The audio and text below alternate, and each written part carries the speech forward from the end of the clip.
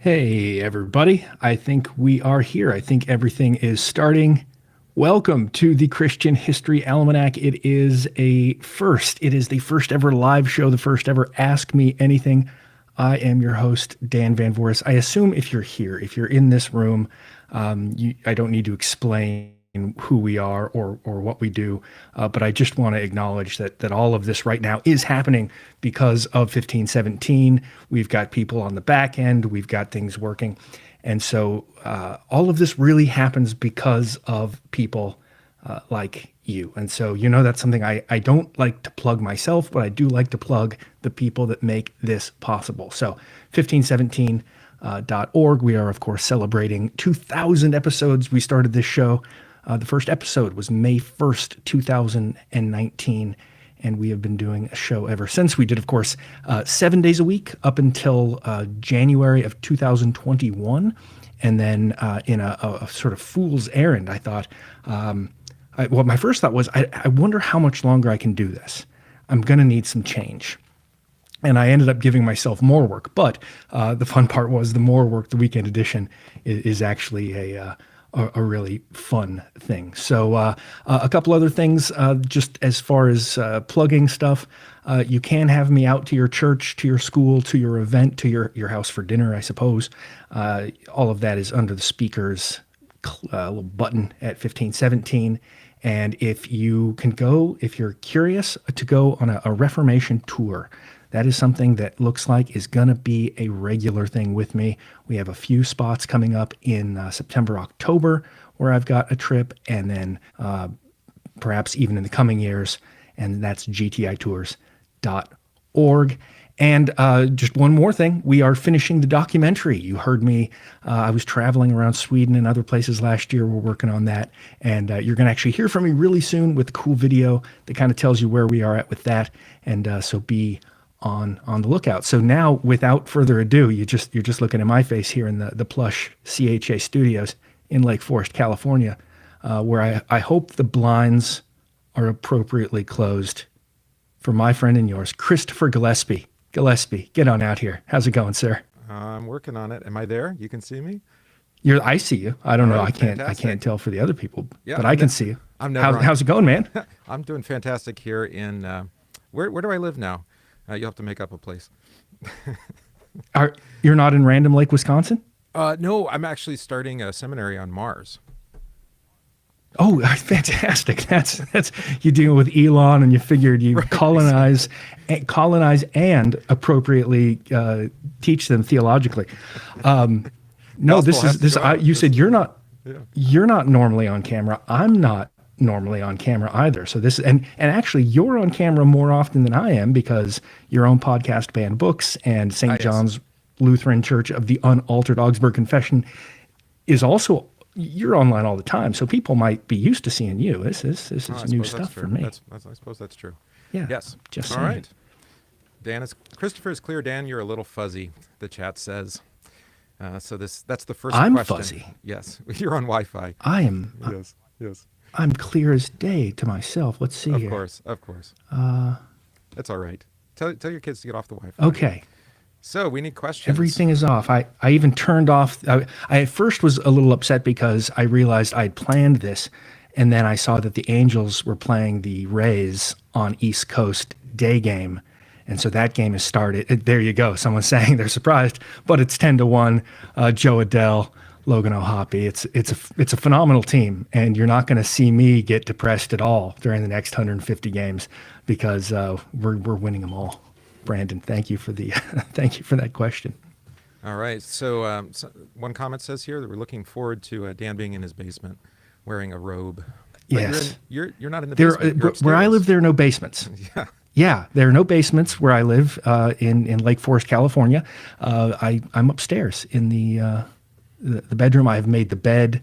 I'm not going to turn this around because I want to. Hopefully, I'm getting better. Yeah, you're looking good. All right. I'm not too. Here's your first question. Okay, how do you determine which sources to use for research? How do you determine which sources to go to? I think you had an episode on this at one point. Oh, man.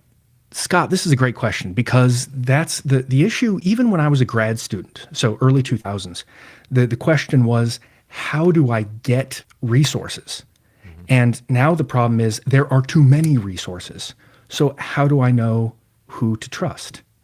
And so in some ways, I do it the same way I've always done it. I go footnote hopping. And so I've got my books, my standard books on either Christianity in general or the Reformation or America or the East. And I go to those books and I go to the index and I see, okay, where are they referenced? I go to JSTOR. I see what JSTOR, JSTOR. It's a big database of journals, and so many of them are free now. And so I check that out. Believe it or not, I always go to Wikipedia. And I always go to Wikipedia because that's where you have some really hardcore people interested, and they're going to go down, and in those footnotes, they're going to have links.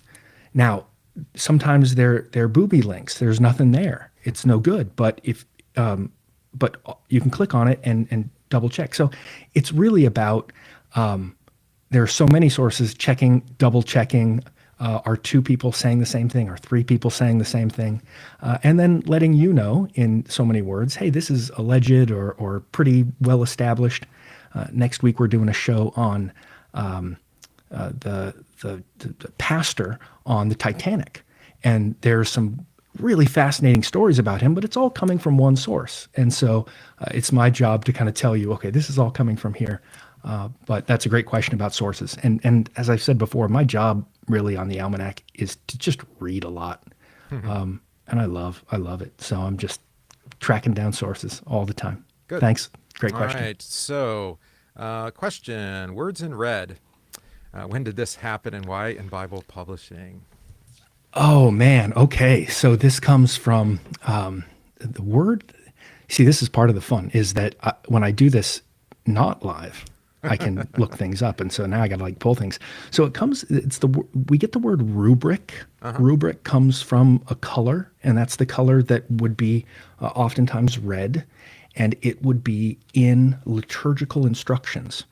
And so if you were doing the Mass in the Middle Ages and you had a prayer service, it would be written in red where you were supposed to stand or sit or do an action. And so all the way back in the Middle Ages, red just meant this is important. And of course, when Jesus's words were being spoken, you stood up. And so it goes back to liturgical instructions in the Middle Ages, and then people just decided, hey, that's a good idea. Let's keep a reverence for these particular words. I'm not upset one way or the other if the text is read or not. It's all God's word, but there is something about the words themselves. Is there a connection maybe to higher criticism as well, more recently, like making a distinguish between the words of Jesus and the other aspect of the text? It doesn't come from that, but I could see that being an argument to keep it. Like, oh, those are the words, sort of the tossing the marbles in, right? The colors, the Jesus seminar that we talked about not too long ago. And the idea being that, these are more trustworthy. I think if you've got a good view of Scripture, the actual words spoken by Christ are no more inspired than the words of Paul or the words of the Old Testament prophets. But that's where the red comes from for special things, and it was just to get people's attention to move during the liturgy. All right, let's see. Oh, this one's a little challenging, but we'll do it. Why has vocation, I think church, this particular vocation as Christians, changed, and how has it changed so much, or why has it changed so much in the last few hundred years?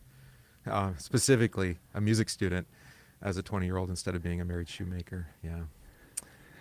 Oh man, this is where I want to watch myself because the economy has changed. Yeah. Because sometime in the 19th century, it was decided that labor was of a certain value, and that's what people became worth, what value they could be, and value as determined by the marketplace. Yeah. And so I think that's changed things. And then, of course, technology and the speed of technology to the extent that, vocation is different.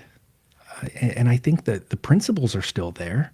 I mean, when I was in grad school, if I told someone, they said, what do you want to be after this? If I said, I'm going to podcast, The closest thing we had in grad school to podcast were the pod racers of Anakin, like there was no podcasts. Right. So things change. And so I think that's one of the reasons we see vocation changing. One of the reasons why I still think we can find honorable, good things to do, but it's going to change. And then the college world, that's its own beast, but beyond the scope of my expertise. Christopher. Well, I'll add one little thing from our perspective. Please do. As a Lutheran, Luther actually talks quite a bit about this in the Large Catechism, because the economy is already changing. It's moving out of the home and into what will be the Industrial Revolution, and he can already see it because of the banking system kind of leading towards that. So you can already see that he's struggling. He's trying to teach, godly vocation, but he's not so. I think he's not so sure that this new economic change is going to really help. It's going to make things harder. So it's already there at the time of the Reformation. So here's a softball for you. Do you front load, record multiple shows in a day? Christopher, do you ever get multiple shows in a day? I did yesterday. The answer is Yes. You did yesterday, because next week is my kids' spring break. And I told my wife, because it's her spring break as well, that I would get things done such that we could do stuff as a family. But I tend to get the show to Gillespie by 11:30 Pacific time in the Dropbox. And people always ask, well, you could do like a week or two in advance and then not do anything for 2 weeks. Two things. I like doing this show. I like the habit. I like getting to read. I like holding on to a show like this next Monday's on Horace Bushnell. And okay, do I want to say that? Do I not want to say that? And I think with it, and I unfortunately dream about the shows. And then at the last minute, I want to send it out, because then I can't do anything else. Yeah. So there is a deadline. Yeah, I need the deadline, and ask my doctoral supervisor. I need deadlines. And so there's something about that deadline. Like I said, I'm going to have a few more for this coming week. I'll tell you, and this is important, this coming weekend, the podcast is going to be this show. It's going to be this show. And then any questions I don't get to, we're going to do an extra mailbag next weekend. So that's actually going to allow me to front load way more than I normally do. When I go to Germany, of course, I try to do a little bit, and then have Sam Leonza Ortiz, my friend and colleague, come in and take over. Since my amount of work is a lot lower than yours, I generally don't tell Dan if I'm leaving town, and I just keep editing it, even on vacation, because it doesn't take me very much time. So, because otherwise I'd be front loading you, just because I'm out of town or something. So just take the laptop along, get it done, and yeah, it's good. All right. Very nice. You prefer lists. You love your lists. I think you said that recently. Are there 10 Yes. shows you've done, which you'd say are your top 10? 3 or 4. Well, you've been doing the 3 or 4. We've been doing that this week in the daily episode, right? Yeah. So in the past week, I've gone through some of my favorite episodes. Even then, I love top 10 lists. I was somewhere recently, and the question came up, what did you want to be when you grew up? And of course, at some point it became academic, and before academic, it was broadcasting. Before it was even broadcasting and sports, as a kid, I wanted to be David Letterman. And I don't think that's uncommon around people my age. And so I read his top 10 lists. The first gigs I ever did, I always had top 10 lists or 5 lists. So it goes deep in my blood. So listen to those, the past week's show. But some that didn't get mentioned, the really obvious ones, Amy Semple McPherson. I knew it. Amy Semple McPherson and Larry Norman and Charles Schultz of Peanuts fame are the only 3 shows we have ever done a rerun of. Yeah. I am loath to do reruns because I feel the obligation to give you guys new stuff. And even though I know people didn't all listen to it. But those shows, really 3 of my favorites. The very first weekend edition was on a man named George Price.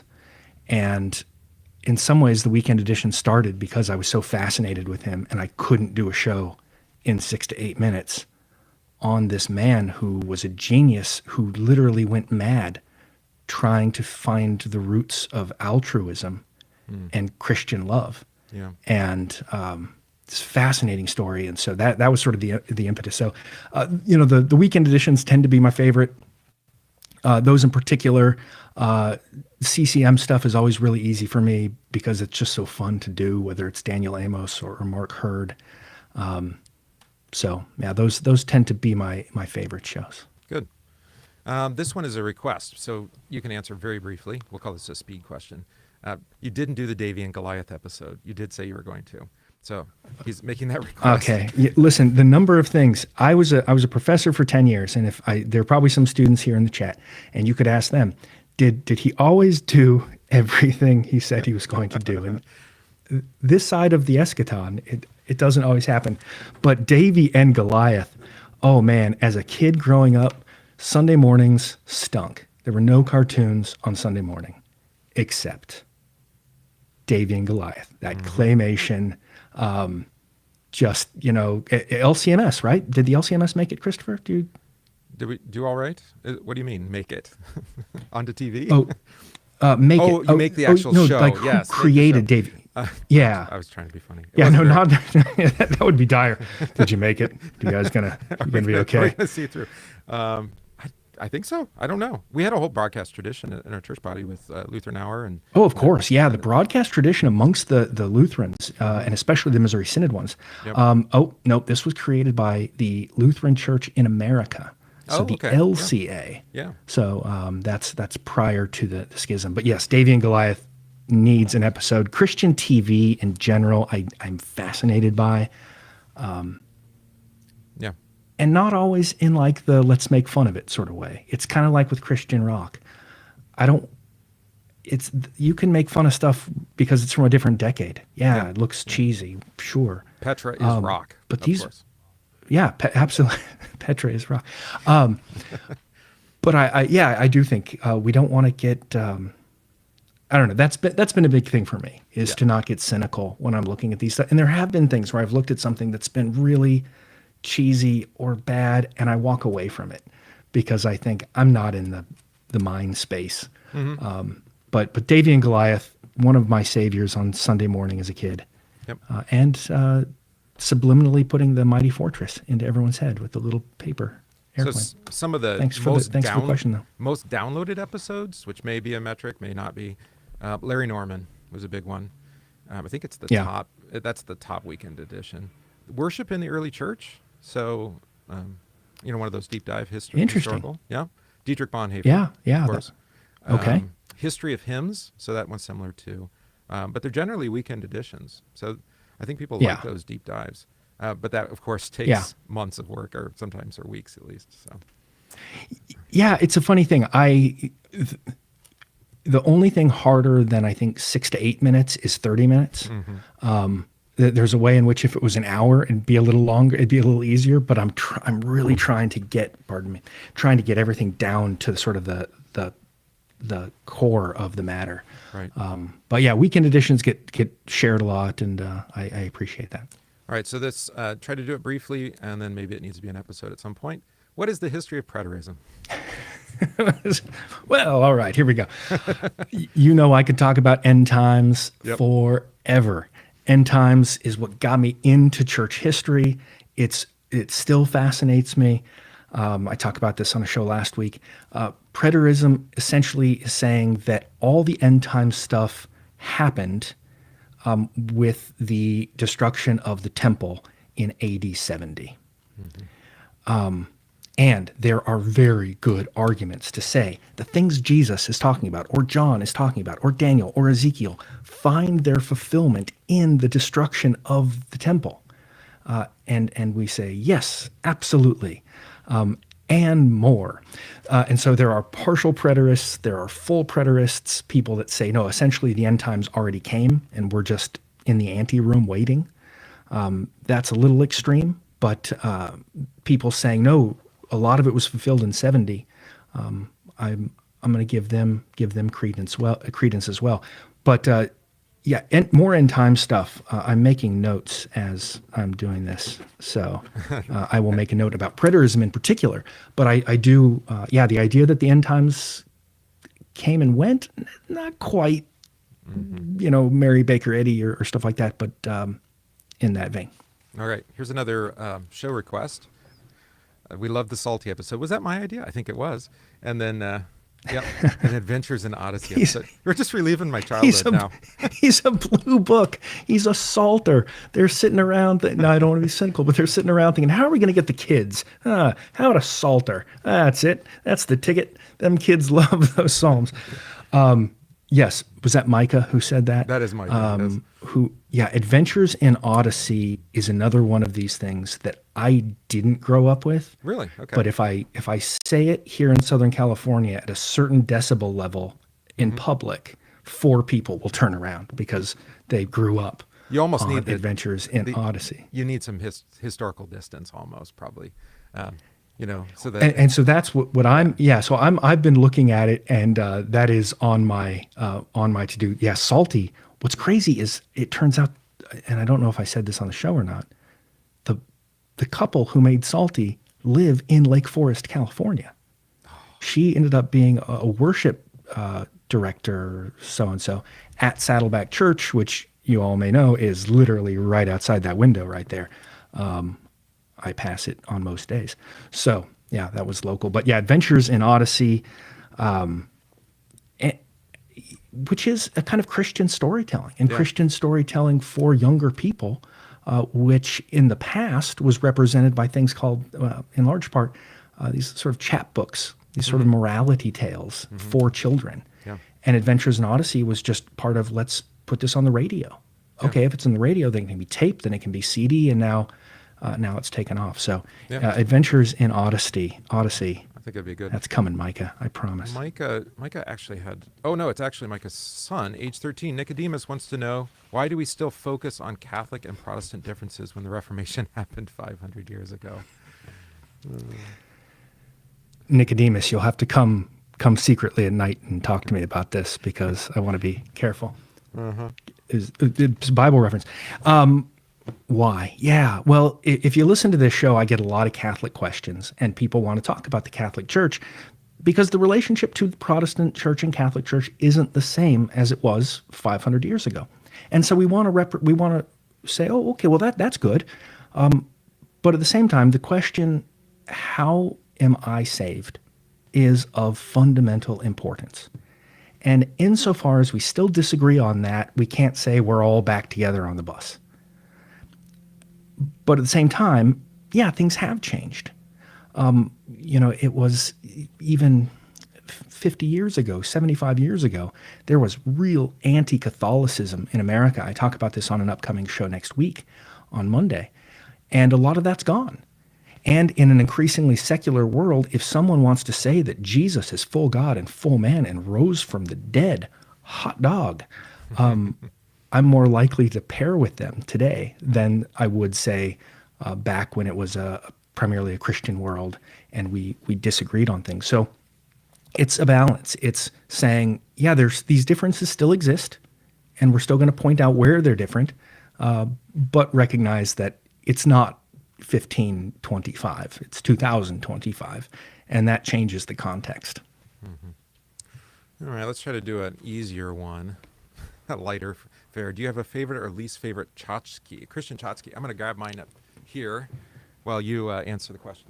Yeah, I mean, I wish I had my testaments with me right now, but that's always testaments. It's a mint that's got Bible verses. Oh, yeah. Get I it? have a whole bunch right behind my Testament. Oh, you've got them. Okay, let's see what you... Jesus soap? Right. This is fantastic. Simply Okay. wash away your sins, right? You can be as bad as you want all day, then at night, it says. So that's interesting. Of course, the classic Luther Playmobil. Oh, that's it. 2017 Yeah. edition. When I'm in Germany, I tell people they have to count the number of Luther statues or statuettes they can find, and they come up with a number because And then I have it's absurd. Martin and Katie, the walking Wind-up toys, dolls. Look at wind-up that. toys, Nice. Right. So those are fun. Those are I've got others up there. A lot of Luther. I don't know why. And Yeah. those are mine. So that's kind of fun. My tchotchkes, as you all tend to be sports. If you look over my shoulder right there, you can see Danny Manning and Eric Dickerson hanging out. So I don't have a lot of Christian tchotchkes, but I did grow up going to the Sunshine bookstores Of course. and seeing all those. So There's probably a market for that again, especially with Amazon. You could sell them at wholesale. yeah, yeah. Except for the tariffs. Okay, let's do a harder one. When did Christians stop going to the synagogue? When did we start or decide we needed to do a different thing and start calling the physical place a church? There's about 3 questions in there, I think. Oh, fantastic. Who's that coming from? This is Sam. That's great. That's coming from Sam Leonza Ortiz, my old student who now, of course, works at 1517 and is my fill-in guest here. Sam, it's interesting when we read Pentecost, is when we come up to Pentecost. Where were they when Pentecost took place? They were at the temple, right? So there's this uneasy relationship between Christians and Jews. And of course, one of the things we get in the early church is Christians being reclassified as a sect of Jews, so they receive legal protections. And so I think, we see Christians meeting in the synagogue until our best guess is they're forced out by the Jewish people, right? As that begins, and then that's into houses, and then the house church is going to go up until the time of Constantine. So the house church really, if you want to say conservatively, 100 to 325, that was the model. And then after that, of course, legalization, then you don't need the temple anymore, and then you can take secular buildings like basilicas and repurpose them for Christianity. Good. Carl has a question for me. Does Christopher ever take offense at your sign-off teasers? I've loved them, and you gave a plug on the show here recently, but I'll do it again. I'd really like somebody to create like a persona for me online, and gather all of those over the years. I meant to do it, and then it was just like, there were too many. But it's quite like the legendarium of Gillespie, we'll call it, or something. Nice. Yeah. Let's see. And that starts, I think that starts a couple episodes in, a couple months in, maybe. I don't remember. I cannot listen to the first year of shows because I sound so terribly stiff to my own ears. And part of undoing the stiffness was throwing in little jokes and realizing, oh no, I can have a personality. And I was trying to do this almost to see if I remember what you actually said earlier in the show, because you're like, wait a minute, number of children? Oh yeah, exactly. Like, why is he saying that? Yeah, exactly. Yeah. So that's helpful. I'm just for it's a teaching device, right? And you can't help but get away Yep. from that. All right. Everything is, yeah. So silly question: theology of beards. And Chad Bird. I mean, there's this verse in the Psalms about the birds nesting around the altar of God. But when Chad and I get together, they just nest in our beards. Okay, that was a terrible joke, but yeah, everyone's got. I do the short beard and the long hair, so I've kind of done the reverse. But gotta so have a beard. what's the theology of beards? There actually is one. Oh, yeah. I mean, it's an interesting. I mean, shaving your beard is a type of penance for people, right? The Old Testament is filled with what you should look like and how you should dress, and the church is going to pick up on a lot of those things. Yeah. Is it in the? It's in the East where they have beards. In the West, they don't. And around the time of the schism, that becomes like a star-bellied Sneetches type thing. Right. And in America, it's largely to wear gas masks. So you find it became stylish after the use of gas masks in the war, because you had to shave. That's the reason for the famous mustache too on the German guy. So, because otherwise the gas mask. I did not know that. Look at that. Oh yeah, All right. Because otherwise it doesn't cover that part of the lip. All right. Gotcha. So let's see here. Oh, this would be a good one. I'd love a whole weekend edition on famous sermons, but there's so many that come to mind. Their impact and place on history. So there are probably, you could do it like a top 10 significant, like historic sermons. Obviously, I have a dream. That's You're a big actually. one. Yeah. That's I'm Sinners in the Hands of an Angry God is kind of one of the first ones. Obviously, Billy Joel. No, another Billy. Joel. Graham. Was in a stadium. There you go. Yeah, exactly. Right. Yeah, no, famous sermons. That's a great Shall the Fundamentalists Win? Harry Emerson Fosdick Right. kind of kicks off the modernist fundamentalist controversy. It does. Top 10 famous sermons. You guys are doing my show for me here. You're going to get a Yeah. weekend edition on that real soon. I mean, that's going to be post-printing press for the most part. I Oh, I yeah, suppose definitely. you could do, like Chris Austin. I mean, he's the guy. He's the preacher for a long time. Yeah, golden mouth. We hear all about what's his name, Bernard of Clairvaux, and his sermon that really rallies the troops for the First Crusade, right? And so, there are these sermons. I would say post-printing press, you actually can read the sermon, whereas before, you just kind of hear of it. And it's interesting. So one of the ones that I definitely throw on here is the famous Mother's Day sermon by Lonnie Frisbee out here at Calvary Chapel, which really took the sort of non-denom movement that Calvary was pushing and into the sort of charismatic world. The Vineyard split off. People who were at that say it was the most riveting thing ever. I've heard tape of it, and it's not that riveting. But I don't disbelieve the people who say it was riveting if you were there. Yeah. And I spoke recently on this. The place of charisma, it doesn't always, sometimes I'd rather hear about it than actually analyze it myself because it's going to maybe die in my hands. Yeah. Well, and context is so important, right? So who was there? Who was listening? What was happening? All right. Flags on the altar during World War I and II is probably a controversial one we don't need to cover. Anytime you talk about the American flag. But now let me ask, is there a way to save everything that's being asked? I'm assuming Seth Okay, is saving so- them all. Yep. Cool. So I'm going to be looking at all of these, and this is going to be making up next weekend's, a weekend from now, weekend edition. Right. So Like where you type can them in, even cover- if we don't get to them, they could. You could cover this one, the phantom time conspiracy theory between the third. Thank you, Seth. That's I great. see who that's. That's really good. Let's see. This is a good one. Christianity in Southeast Asia. Was there ever Christianity in countries like Indonesia and Malaysia? You talked about Japan, I think. Yeah. But We've talked about India, of course, and the idea that St. Thomas makes it to India, and so we have a large Christian tradition. We have the Nestorians, the so-called Nestorians. They're probably not actually Nestorians, but they're called that, and these are the ones who are kicked out of the church or evolve out of the church and move towards the east, and so you have these sort of murky Nestorians as well as the Ethiopian Christians. They kind of represent the far outpost to the east. And so the missionaries that we do find in places like Malaysia, like Southeast Asia, tend to come from these places. Of course, Christianity never really sticks in those places in a way that it does like in the Philippines, but that's because it's going to have the power of the sword behind it. Yeah. And so, Southeast Asia is fascinating stuff. So, have we hit 2,000? Timeline? What did we say we were going to do?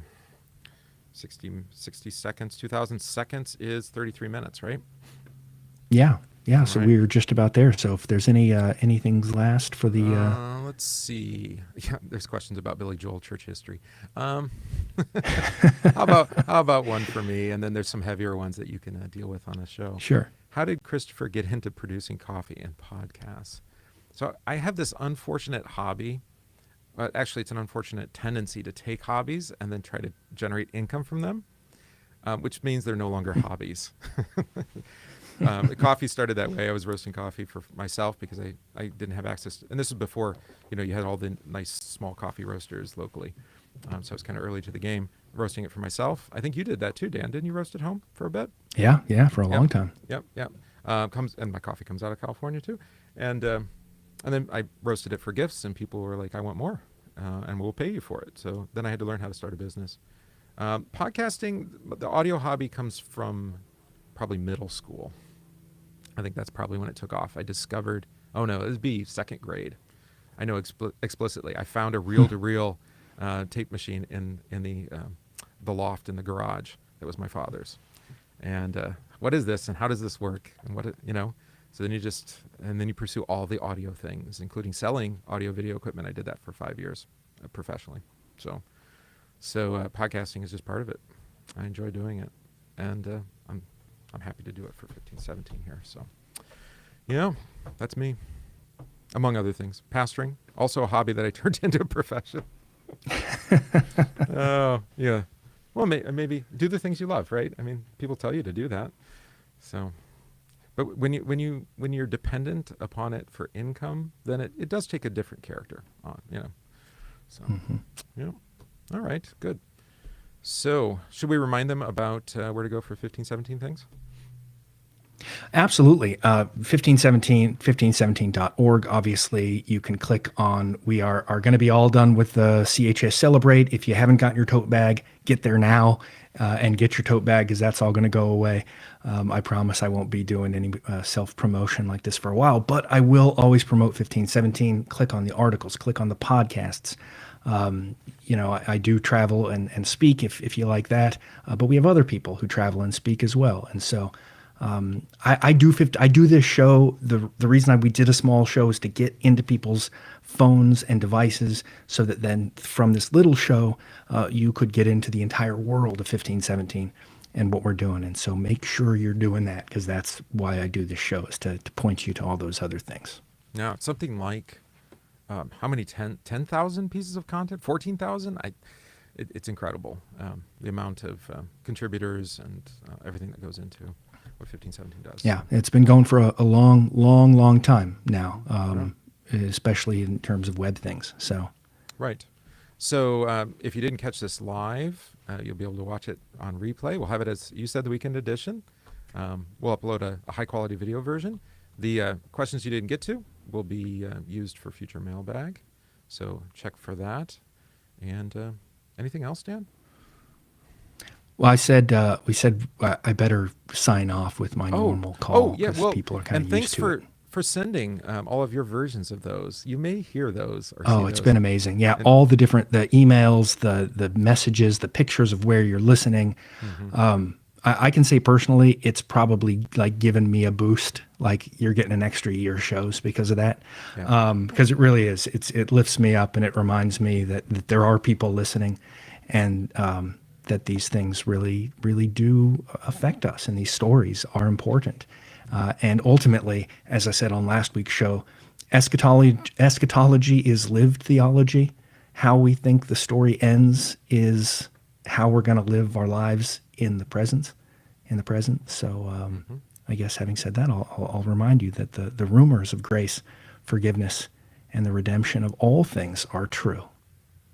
Everything is going to be okay.